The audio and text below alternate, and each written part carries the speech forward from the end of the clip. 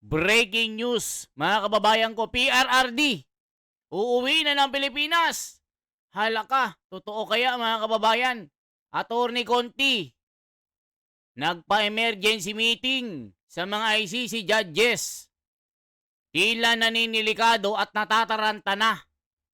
Pati sila Trillanes, tila di umano ay nag-emergency meeting na sila de Lima. Dahil sa napipintong pag-uwi ni Tatay Digong, nakaredy na po lahat, mga kababayan, nasalubungin si PRRD. Gaano katotoo ito, mga kababayan? Dahil nga ang ICC nahihirapan na humanap ng ebidensya. Si Attorney Conti, hirap na. Nagkautal-utal pa nung in-interview ng ANC dito sa update ng ICC. So ngayon mga kababayan, panoorin po natin bakit natataranta na itong abogado ng mga AJK victim di umano. Kasi nga mga kababayan, uuwi na si Tatay Digong. Totoo kaya mga kababayan, kasi natataranta sila lahat. Di ba pag natataranta, talagang matatalo na sila? Ito po ang balita. Hanggang dulo po, tapusin nyo para hindi kayo ma-fake news. Ito po. Kaugnay po niyan, makakasama po natin si Attorney Maria Cristina Conti, ICC Assistant to Counsel at Secretary General ng National Union of People's Lawyer, NCR. Attorney Chrissy, good morning. Welcome back po at Happy New Year. Happy New Year po, Attorney. Magandang umaga, Happy New Year. Nakapagkape na po ba ang lahat? Oo nga. Nakapagkape na ba ang lahat, ma'am? Thank you so much sa pagsama po uli sa amin ni Nico. Ito nga po, so naglabas ng appeal, matatawag ba nating appeal, itong Office of the Prosecutor para sa direct witnesses mula sa PNP, sa iba-ibang ahensya ng pamahalaan. Ano pong masasabi nyo regarding dito? Is it an indication na kulang pa sila ng mga testigo? Hindi. Ito ay natural course of business para sa ICC. At sa kahit na ng investigador, di ba, nananawagan ng apela ng mga witnesses. Nga lang, uso to nakita ko pala sa UK. Kasi, di ba, ang ICC International Court, ina-adapt niya yung parang best practices or kung ano yung magandang ginagawa sa ibang bansa. Uso pala sa kanila yun na, have you witnessed a crime like this? Ganyan. Tapos, here is the number, call us. Tapos, sa US din, may pagkakataong ganun, na nagpa-publish ng witness appeal. So, una, hindi siya bago. Number two, ang medyo siguro bago-bago ay nilagay ng ICC sa Facebook. Ito 2024 pa ito nung nagkaroon ng parang microsite, yung parang may website talaga. Tama, appeal talaga ang nakalagay kasi gano'n ang title. Witness appeal. Ngayon lang, ito recently, kaya parang nabuhay ulit ang balita, pinost, parang kinross-post sa Facebook, tapos may Tagalog version, may Filipino version, may Cebuano version pa. So parang mo, ano nangyayari? Pero para sa akin, hindi po ito indikasyon na mahina ang ebidensya. Diving headfirst into the world of... Ayan mga kababayan ko, nakita nyo naman, tila talaga nanghihina ang ebidensya. Kasi nga hanggang ngayon ay wala po silang solido na may pakita na nagpapatunay na may kasalanan itong si Tatay Digong. Kaya si Attorney Conti ay nagkakahetot-hetot na, natataranta dito mga kababayan ko. Nakita nyo naman yung pagsasalita pa lang ay tila yung naguguluhan, nagugulimihanan. Ayan po kita nyo po paano siya magsalita, mukhang wala nang pag-asa I-analyze nyo Talagang thorough ang ICC sa pag-iimbestiga lang. Kaya ang ang hudyat nito, baka may mga gusto pang magsalita, sabihin nyo na. Sa totoo, tuloy-tuloy ito yung investigasyon, paghahanap ng magkakatotohanan, hanggang hindi natatapos yung tinatawag na investigation phase ng ICC. Medyo kakaiba to kasi para sa atin, di ba, dito sa Pilipinas, tapos ng investigasyon, kaya mabubuksan ng kaso. Kaya tayo pumupuntang korte, ano? Oo. Sa ICC, pwedeng sabay. May investigation na nagaganap, pero may nakabukas na kaso na laban sa na-identify na most responsible. O, kita nyo mga kababayan na hindi pa guilty, pero nakakulong na. Nasaan ang hustisya dyan, Atty. Conti? Hanggang ngayon, mag-iisang taon na ito. Wala kayong may pakitang solidong ebidensya na magpapatunay na si Tatay Digong ay may kasalanan. Kaya hirap na hirap kayo Kaya kayo nabubuljak ng taong bayan sa ginagawa nyo. Sariling kababayan nyo, ibinenta nyo. Sa banyaga, ibinenta nyo ang soberanya ng Pilipinas. Kaya ang buong Pilipinas galit na galit sa inyo. Kita nyo naman mga kababayan, 90% po, 95% ng mga Pilipino gustong makauwi si Tatay Digong. Ito ang nagkaroon ng ng pagkabahabahagi, pagkakagalit-galit ng mga Pilipino dahil sa ginawa nila kay PRRD na ibinenta sa banyaga, ginawa nilang gatasan. Kaya kayo na yayari ni Donald Trump tignan nyo, ginawa ng Amerika sa mga ICC, pinutol lahat ng mga pwedeng ikabubuhay nila, pati negosyo doon sa Amerika pinutol. Mga bank accounts nila, na freeze account ang mga pera nila, hindi makapag-withdraw, makatanggap ng pera galing sa mga nagdo-donate. Ginagawa nilang gatasan si PRRD. Kaya itong ICC na ito, bubuwagin na ni Donald Trump. Kaya nga si PRRD, posible talaga na makauwi ng Pilipinas at dito magdaos ng kanyang kaarawan. Pag umuwi talaga si Tatay Digong, dadalawin ko ito mga kababayan, promise yan. Bibigyan ko ito ng cake pa bilang pasasalamat kasi nga matutupad ang ating pangarap na makauwi ito. Kaya kumbaga sa atin, bukas na yung kay Duterte. At posible, yun nga, posible mabuksan niya yung sa mga iba pa dyan. Depende kung may warrant of arrest na masaserve. Pero hindi pa rin tapos ang investigasyon. Hindi po ito fishing, kumbaga. Kasi, ang mangyayari, kung huling makukuha yung ebidensya, di hindi maiprepresenta sa kaso. Diba? So, pointless yun. Kaya, hindi po ganun ang nangyayari na naghahanap pa ng ebidensya, kundi may ebidensya na kaya nga nakapag-issue ng warrant. May ebidensya na kaya nga dapat noong September 23 mag-hearing na Kaso, yung depensa naman po ang nagpa-delay ng kaganapan. Kaya hindi rin naman natin kasalanan sa bahagi ng prosecution ng victims. Pwede pang kumbaga kumilos-kilos pa para sa kaso at para sa investigasyon. At kung meron pong gustong mag-volunteer nga na tumestigo, all they have to do is mag-submit ba ng form or mag-fill up ng form through the link na nakalagay din po doon sa apela? Oo, actually, yung sa appeal page na yun, ibigay mo nga lang yung email address mo tsaka phone number. Tapos indicate mo, meron akong alam. Ganun lang. Para sa tip page. Di ba parang ganun? Tapos sa dulo lang, ang tip lang sa kanya, sabi ko, ba, masubukan nga to. Joke lang Huwag po tayong magbigay ng mga fake. Oo nga. Sa dulo kasi, kung gagana, maganda sana to, mag-nominate ka ng code.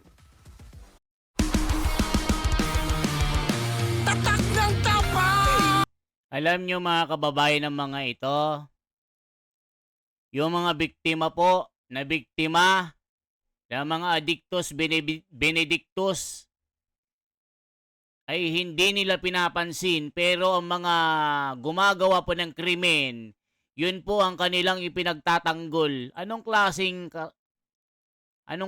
tao ang mga ito, mga kababayan ko? Human rights?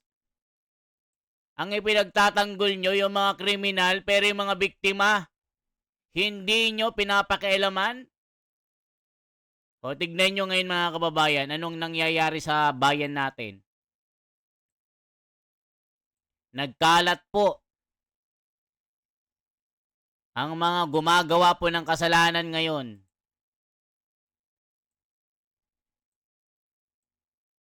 Kita nyo po yung yung balita habang nagla-live. Habang nagla-live po, yung babae sa isang palengke. Anong nangyari sa kanya? Viral po ito. Ayun, may bumaba na nakamotor, single, biglang bumunot. Ayun, boom! Oh, ba't walang human rights? Pero pag itong gumawa ng kasalanan ang hinuli at may nangyari, ang huhulihin nila si Tatay Digong. Ganun po ang ginawa nila. Kaya itong ICC na ito, paano na ito? Palaos na. Superman, ganyan. Kapag hindi sinabi nung tatawag sa'yo, kasi yun lang, sasabihin mo, may informasyon ako. Ito ang phone number ko, ito yung email ko. Pag may kukontak sa'yo, pag hindi nila sinabing Superman, hindi yun ICC. So parang gano'n na, may ganitong layer. may ganun pala. naman sila sa security. Okay, sa bagay, tama. Kasi baka mamaya bigla may kumontak sa'yo na random person, manghihingi ng information. Yes. Yun pala, hindi naman ICC. So may mga ganong pala sila. So ano din talaga sila sa security, no? Pero Attorney Chrissy, kasi pwedeng ipaliwanag nyo lang sa amin further, no? Dahil syempre may mga supporters ng pamilya Duterte, ng dating Pangulo, na kung may question dito sa proseso ng ICC, kasi sinasabi nga nila na pre-trial na pero naghahanap pa rin kayo ng ebidensya. Bakit kayo naghahanap kayo ng ebidensya? May mga may mga witnesses daw ba na hindi pumasa doon sa pamantayan ng ICC para maging witness dito sa kaso? Paliwanag nyo nga po, ano yung proseso ng ICC? Nasabi nyo na kanina na patuloy pa rin sila nangangalap ng mga witnesses kahit nasa pre-trial na, pero meron pa bang ibang explanation po dito? So, siguro ang pinaka-explanation dito ay magkahiwalay na proseso ang investigasyon at ang pagbubukas po ng kaso. Kaya sa halimbayan ngayon na tuloy-tuloy ang investigasyon sa tinatawag na situation in the Philippines at kasabay pa niyan, hiwalay, umuusad yung case against Rodrigo Duterte. Sa dalawang nagaganap po na yan na may kaugnayan sa Pilipinas, sa totoo, wala pang nagsisimula ng trial o wala pang, hindi pa nagsasaring investigation, wala pa silang final report, at dito naman sa kaso, hindi pa nga makatungtong-tungtong sa confirmation of charges hearing. Ayan, mga kababayan, nagbabasa lang po tayo ng komento. Kung ano pong sinasabi ng mga tao dito, mga kababayan. Mga Duterte gusto nilang madismiss ang kaso na puro salita lang ang katibayan nila. Grabe. Kaya mga loyalista nga ito, mga kababayan. Ito mga tinamaan ng kamay na bakal. Ayan, sabi ng loyalista nga, parusahan na yan, Digong nyo. Si Digonyo daw, Digonyo. Ito mga loyalista nga na mga ito yung mga tinamaan ng kamay na bakal. Hanggang ngayon, naghahanap pa sila ng witness. O kita nyo, wala pang witness. Mag-iisang taon nang nakakulong si Tatay Digong doon, wala pang witness. Anong klaseng hustisya ito, ICC, Atty. Conti? Ay, Diyos ko po, buti na lang postpone ang confirmation of charges kung natuloy dismiss na ang kaso kasi wala pa sila ebidensya. Paano yan, Conti? Protector ng makakaliwa. O, kita nyo mga kababayan, protector pala ito ng makakaliwa. Binibigyan lang ng last chance yung mga co-accused kung sakaling gusto nila mag-turn state witness gaya nila Bato, Agbayalde, Dibold Sinas, Leonardo, ayan. Nagagalit yung mga tao, mga kababayan ko. Tuloy natin, ha? Habang hindi po na kakapagpresenta ng ebidensya talaga sa kaso, may pagkakataon pa rin namang maghanap ng witnesses eh. Kaya medyo maling pag-iintindi po na sabihin ngayon pa lang, dati pa pong nag-iimbestiga. Ngayon, itinatanggi ni Attorney Conti na bakit wala silang makuhang witness. Itinatanggi lang niya na meron pero wala. Kaya ito, delikado. Delikado po itong si Attorney Conti kasi matatalo ito. Talagang matatalo mga kababayan. Bakit? Kasi nga walang tetestigo eh. Wala nang tetestigo dito, mga kababayan ko. Kaya ituloy pa natin ito mga kababayan. Bakit magiging talunan itong si Attorney Conti na ito? 'Di ba? Bakit matatalo ito at si PRRD ay makakauwi na po sa Davao. At lalong-lalo na po ngayon mga kababayan na itong impeachment ni Sara Duterte ay hindi na po gusto ng Kongreso. At ngayon, ang gusto nilang ma-impeach si BBM, halaka. Para sabihin, wala namang witnesses. Nako, maski po yung abogado po, ako, sa totoo, hindi dapat kasi nagbibigay ng bilang, sino-sino yung mga witnesses. Pero dito sa kaso ni Duterte, nagkaroon na ng palitan ng ebidensya. At sabihin ko po na mahigit 5,000 items of evidence have been exchanged, have been transmitted by the prosecution to the defense, and I would say about 100 names of witnesses, according to Attorney Kaufman, have been submitted. Yung pangalan ng witnesses, in fact, naalala ko ito kasi nalilito din yung mga tao. At tinanong si Attorney Kaufman ng isang supporter na, Attorney Kaufman, 300 daw yung witnesses. Mali po ito, pero ang sagot ni Attorney Kaufman, saan mo napulot yan? Ang alam ko, kalahati lang yan. Doon ko nakuha. Pero, linawin natin. Opo. Kasi nga mga kababayan, allegedly po na itong mga witness na ito ay binayaran para idiin po si Tatay Digong. Mga kababayan, majority ng mga Pilipino gustong-gusto si Tatay Digong. Ang kanyang pamamalakad ang nagpatino sa mga Pilipino na gumagamit ng pulburon. Dati ang titino ng mga Pilipino. Wala na pong mga nagpupulburon, pati kanto natin, iskinita, malinis. Walang snatcher. Walang chismosa, walang nagkakantahan.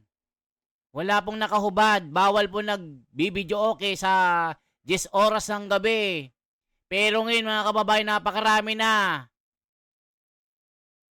Ang daming snatcher, pati hikaw sa ilong, ini-snatch.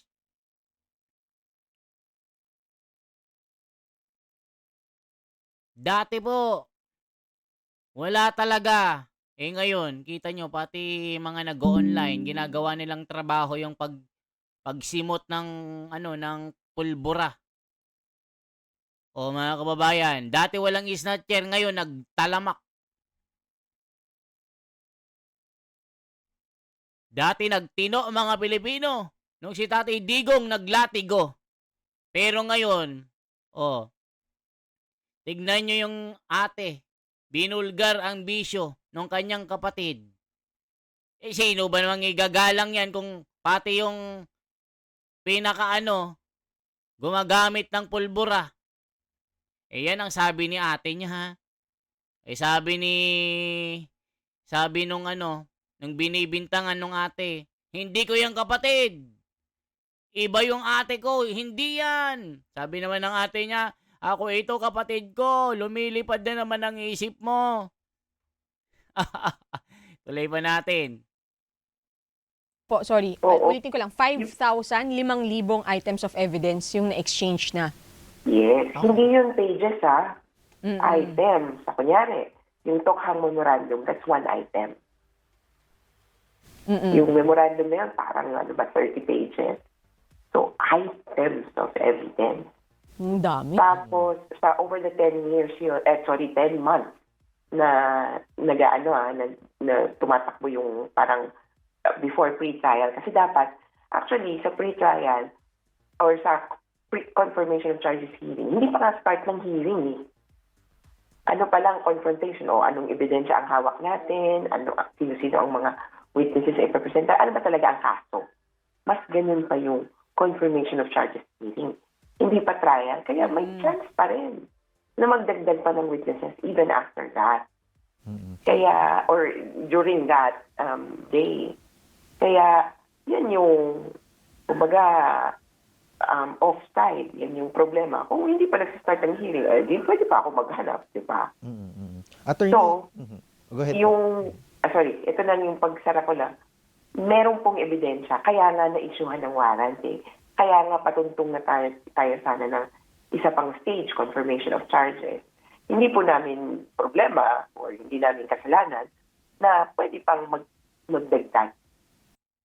Ayan, mga kababayan ko. Ayan, ICC calls for testimonies on war on drugs, not sign of weak evidence. Ako, sinasabi lang na not sign of weak evidence, pero ayon sa kanyang pananalita, bakit hanggang ngayon ay naghahanap ng ebidensya ng mga panibagong witness? Kundi ito, sabi ni Atty. Kaufman, saan nyo pinulot yan? 10 lang yan, ba't naging 300? Kita nyo mga kababayan? Sabi nga ng mga kababayan natin, pinagluloko tayo ng mga ICC na ito. Pati itong Atty. Conti na ito. Yan ang sabi ng komento ha. Nagbabasa lang po tayo. Pero pag si Sara Duterte ang naging Pangulo, alam na this. Si Tatay Digong makakauwi na talaga ito.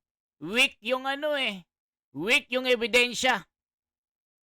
Kaya mga kababayan, kung umabot po kayo sa bidyong ito, sana magkomento kayo.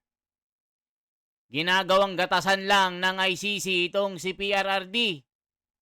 At halatado, bistado na mahinang ebidensya. Bakit hanggang ngayon naghahanap sila? Okay? Ako po si The Wonders Philippines. For transparency, for a better democracy. Isang like, isang share, at isang subscribe. At i-comment nyo po kung taga-saan po kayo. Okay po? Salamat sa inyong laging panonood. Mabuhay po. Tatay Digong, sana po makauwi ka na. Mahal na mahal ka namin. Mahal na mahal ka ng maraming mga Pilipino. Ang ayaw lang sa'yo, PRRD. Yung mga nilatigo mo ng kamay na bakal. Yun lang po masasabi ko. Salamat po.